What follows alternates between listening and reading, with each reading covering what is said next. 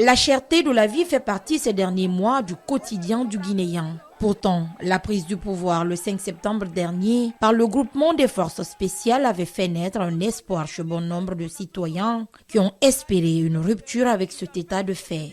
Dans les différents marchés de Conakry que nous avons sillonnés, la flambée des prix des denrées de première nécessité est plausible et les femmes n'en peuvent plus.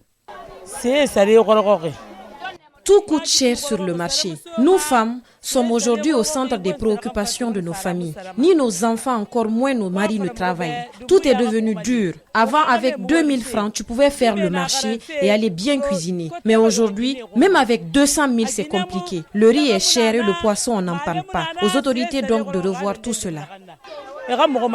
Tout se négocie à des prix exorbitants. Du sac de riz au sucre, en passant par le bidon d'huile, en gros, les denrées de grande consommation ont pris dans l'ensemble des coûts insupportables pour le citoyen lambda. Ces femmes, premières à se lever et dernières à se coucher, par manque d'emploi pour leur mari, se sont accrochées avec la dernière énergie à l'idée que tout allait changer en ce début d'année 2022. Hélas, ce rêve n'est encore qu'une illusion.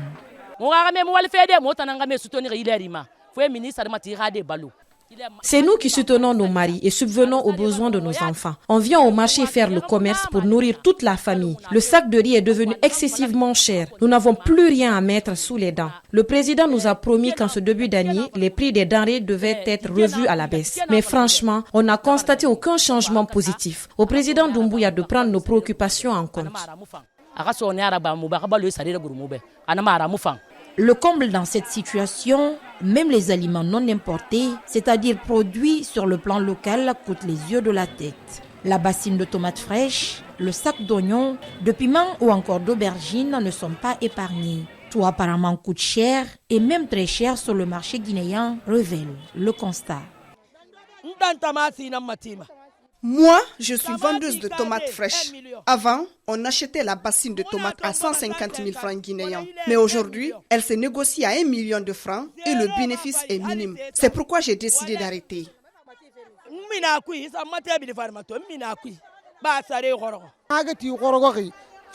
Le marché est dur. Nos aliments locaux coûtent plus cher que ceux importés.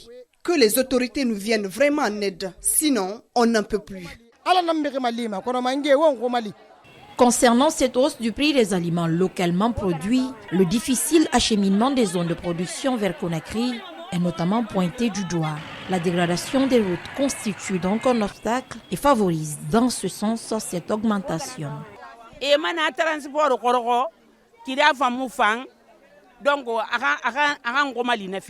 Les grossistes qui nous livrent les produits nous rapportent que l'état des routes est mauvais et impraticable, ce qui du coup influence les transports et se répercute sur les prix. Nous sommes pour que le président de la transition poursuive le travail entamé, mais qu'il prenne à bras le corps cette situation difficile qu'est la cherté de la vie. Nous souffrons.